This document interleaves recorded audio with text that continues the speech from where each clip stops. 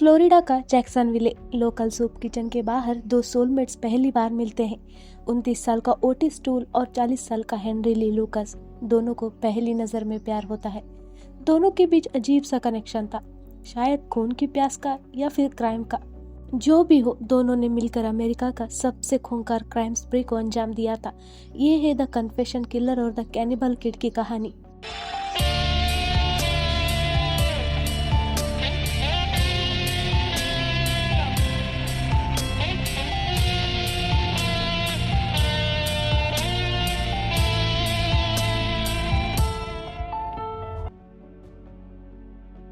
Henry ली Lucas का जन्म 23 अगस्त 1936 को ब्लैक्सबर्ग वर्जीनिया में हुआ था।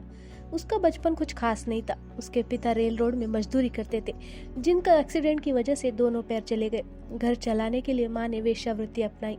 माँ घर से ही ये काम करती थी और बच्चों पर इसका बुरा असर पड़ने लगा। हेनरी ने दावा किया था कि उसकी माँ ने उसका यौन शोषण किया था। जब हेनरी टीनेजर था तब उसका भाई ने एक दिन चाकू से हेनरी का बाएं आंख को चीर दिया, जिससे इन्फेक्शन हुआ और हेनरी का बाएं आंख चला गया। उसके आंखें निकालकर ग्लास का पुतली लगाया गया। घर में पैसे की तंगी थी और अच्छा इलाज नहीं हो पाया, तो हेनरी का बायां आंख से लगातार पानी निकलता था। कांच का आंख बराबर माप का नहीं था, तो उससे हेनरी का चेहरा और खराब दिखता था। हेनरी की इस अवस्था से वो पड़ोस के बच्चे और रिश्तेदारों के मजाक का पात्र बन गया। हेनरी अब वहाँ नहीं रह सकता था। जब वो 13-14 साल का होगा तब वो घर से भाग जाता है। जब हेनरी सिर्फ 14 साल का था तब वो बस स्टॉप पर बस का इंतजार कर रही 17 साल की लॉरा को देखता है और उसे पैसा देकर उसके साथ शारीरिक संबंध बनाने का प्रस्ताव रखता है। लॉरा मना कर देती है। गुस्साया हेनरी उसके साथ मारपीट करके उसका बलात्कार करता है, फिर गला घोटकर उसका कत्ल भी कर देता है। लॉरा के कत्ल के बाद वर्जीनिया में वो घूमता रहता है। 1954 को 12 डकैती के केसों के लिए हेनरी को 4 साल का सजा होता है, लेकिन अपने रिहाई के कुछ ही दिन पहले हेनरी जेल से भाग जाता है और इसकी वजह से उसे 1959 तक जेल में ही रखा जाता है। जेल में रहते हुए खत के माध्यम से हेनरी का एक महिला से रिश्ता शुरू होता है और 1959 में रिहाई के बाद हेनरी उस महिला से शादी का इच्छा जताता है, जिसका हेनरी की मां विरोध करती है।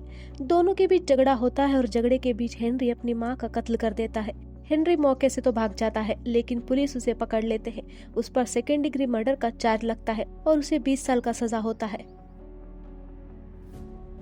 5 मार्च 1947 को फ्लोरिडा जैक्सनविले में ओटिस टूल का जन्म होता है। शराबी पिता ने घर छोड़ दिया तो माँ अध्यात्म की तरफ मुड़ जाती है।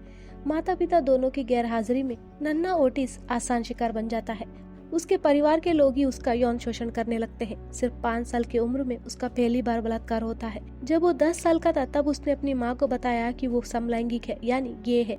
भगवान और धर्म को मानने वाली माँ को ये रास नहीं आया। घर में जीना दुश्वार होने लगा और 13 साल का ओटिस घर से भाग जाता है और जिंदगी गुजारने के लिए वेश्यावृत्ति अपनाता है और इसी दौरान वो अपने ग्राहक का कत्ल करता है। ओटिस पूरे यूनाइटेड स्टेट में अपना चाप छोड़ते हुए घूम रहा था, तो यहाँ हेनरी को अपनी माँ के कत्ल के सजा में सिर्फ 10 साल पूरा करने पर ही रिहा कर दिया जाता है।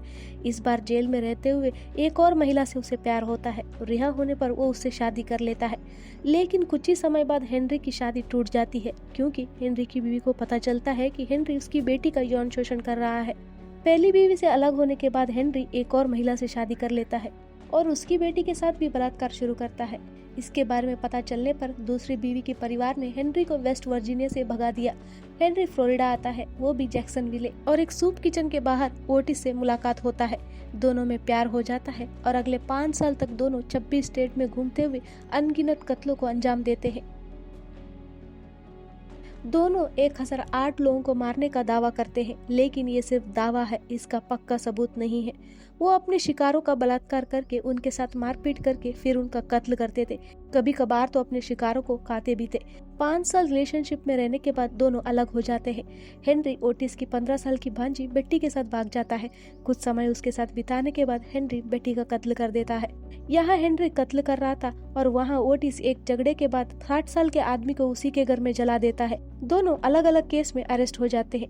अगर दोनों अपना मुंह बंद रखते तो इन सीरियल किलिंग्स और दोनों के बीच का लिंक कभी बाहर ना आता, लेकिन हेनरी और ओटिस को तो ढेंग के हक ना पसंद था। अपने सुनवाई के लिए कोर्ट गया हेनरी जज के सामने एक के बाद एक 100 कत्लों को कबूलता है और ओटिस को अपना साथी बताता है। ओटिस ने कहा कि 100 कत्ल नहीं, उन दोनों ने 210 कत्ल किए हैं। देश भर के डिटेक्टिव्स उनसे मिलने आने लगते हैं ताकि उनके ताने में बरसों से ठंडी पड़ी केसेस पर कुछ रोशनी पड़ सके। हेनरी और ओटिस को एडम वॉश के कत्ल से भी जोड़ा गया, लेकिन उस समय ये साबित नहीं हो पाया। आगे चलकर 2008 में यानी कत्ल के 27 साल बाद ये साबित हुआ कि ओटिस ने ही एडम का कत्ल किया था।